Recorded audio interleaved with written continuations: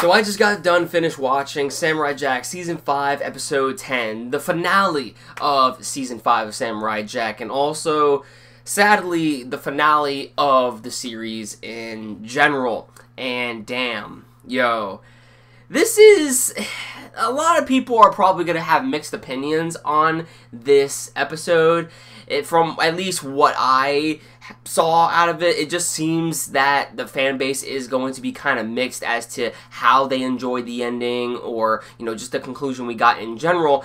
And have heard a couple of my friends actually state that, you know, they really didn't see the ending coming when it came down to this episode of Samurai Jack. They were thinking of something a little bit more different. They weren't saying it was a bad ending, and it's not a bad ending at all. However, it does seem to leave a mixed opinion regarding what happened. So, in my personal opinion, though, I actually did expect this to happen. Because, what did I say in my last week's review of Samurai Jack? What if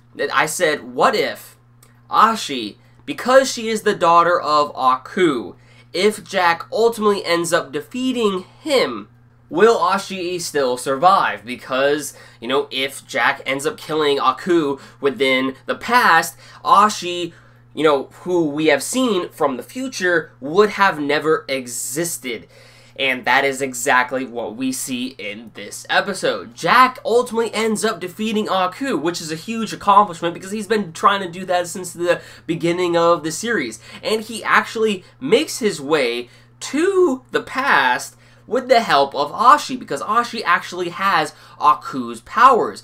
So, because Aku was able to send Jack into the past, and because of the fact that Ashi has Aku's powers, she more or less can do the same shit that Aku could have done, and is able to send Jack into the past. Jack is able to stop Aku. However, because of the fact that he killed Aku in the past, Ashi was never, you know, brought about at that given point in time because of the fact that she was in the present timeline, the future. So, if Jack was to kill Aku in the past, Ashi would have never existed for the future, and not even the past at all, because she never existed at that time, so she actually completely vanishes. And what's weird about this is because we get into a very, very, very quick progression into which Jack and Ashi are about to marry. So it kind of brings up the question, how long exactly did it take for her body to completely, you know, evaporate, you know, because since she never existed in the past? How long did it actually take her in order for her body to evaporate? Because it at least had to have been a couple of days that she was there. It just seemed a little off because we transitioned from a scene in which Jack is taking down Aku. Immediately after that, we go to another scene in which they are now getting married. And, you know, weddings have a lot of preparation ahead of them and shit, you know? So it just kind of brings up the question as to, you know, how long exactly was her body still intact, you know, in the past. And also, what is also very weird as well is that, I mean, you guys can correct me if I am wrong on this, but didn't Jack's father die in, you know, the original series from Aku? And that is what set him out on a quest in order to stop Aku in the first place, because not only did he lose his father, but he also lost, you know, technically almost the entirety of his village, and that is what his, you know, revenge was built upon. You know, that's why he sought Aku in the first place.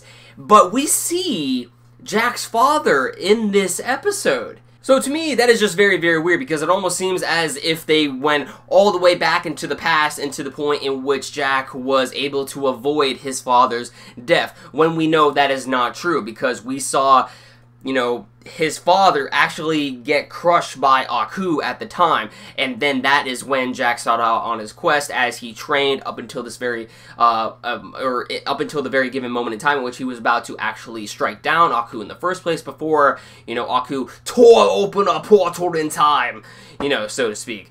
So, yeah, that was a little bit confusing, unless if maybe from when we actually saw his father was actually appearing as a spirit. Maybe that's what, you know, was actually being shown there, and maybe Jack was looking at his father as, just, a father-son kind of thing, knowing that his father is beside him in this special moment in time.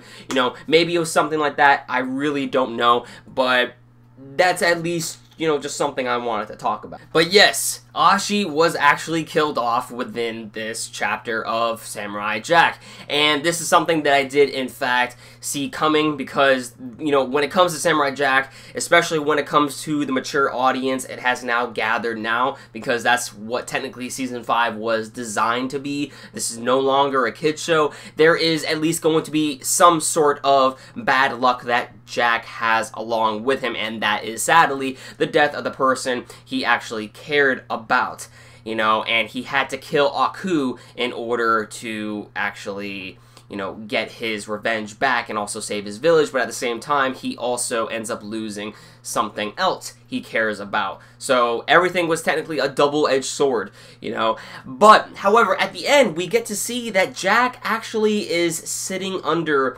a black and red tree, which is very significant to the colors, the color scheme of Aku, and not only Aku, but also Ashi as well. There was also a ladybug that appears as well. Now, you could take this as, like, Jack has finally, found freedom. He has finally found, happiness and freedom now that he has finally freed himself from the prison of, time, necessarily. However, you can think of it like that, but at the same time, the ladybug actually plays more importance, and what it actually symbolizes is good luck. Right here I have actually a little bit of info regarding the symbolism of the ladybug as to what we see at the end of the episode of Samurai Jack, and it actually pretty much plays a very, very big role into Jack's future. So let's go ahead and read it. So the symbolic meaning of the ladybug insect is, when the ladybug spirit guide appears in your life, it is acting as an omen of good luck. Your wishes and dreams may about to be fulfilled, so prepare yourself. In fact, take this opportunity to reach new heights and strive for higher goals. Allow your worries and inhibitions to flutter away with the wind and accept the new happiness that is about to come about. Do not rush or push these exciting new things in your life. Allow them to come to you at their natural pace and all will be well. The ladybug symbolizes that. With patience, all will work out pleasantly. Additionally, the ladybug meaning symbolizes that you can leave your worries behind because unfound new happiness is on its way. We should never be afraid to trust ourselves and live our own truths. We must live in a manner true to ourselves. Protect your truth with honor, as it is all you have to show for yourself. That is something that definitely is what was referenced within this last episode of Samurai Jack, especially with the ladybug coming to Jack, fluttering away. That is a sign of showing happiness that is about to come to him because, after all of the dark shit he has experienced, all the traumatic stuff, there is still happiness that is left to be found, and there is going to be good luck. And in my personal opinion, because of the significance of the color scheme of Aku, or in this case, Ashi, the ladybug is kind of like a reincarnation of Ashi, in a way. Just bear with me, okay? And I kind of think that the ladybug was Ashi in itself, basically telling Jack, good luck, and you will find happiness without me, so to speak. That's where we see, Samurai Jack, smile and accept it, and that is when the ladybug flies away, and in a way, you can also say that Jack has also found his freedom, his true happiness. This thing that he has been searching for since the beginning of the series.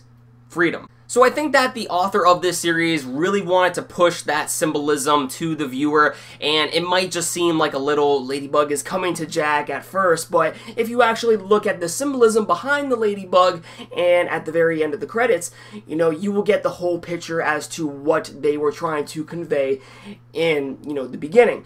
So yeah, it kind of sucks that Ashi died. However, we still get to see that, there is still more happiness that Jack can still acquire. And now he has a whole new future, his own future to look forward to. Not some future that he was sent into which he knows nothing about, but he can actually focus on his real future. And that is something that I think is really, really cool in which they did.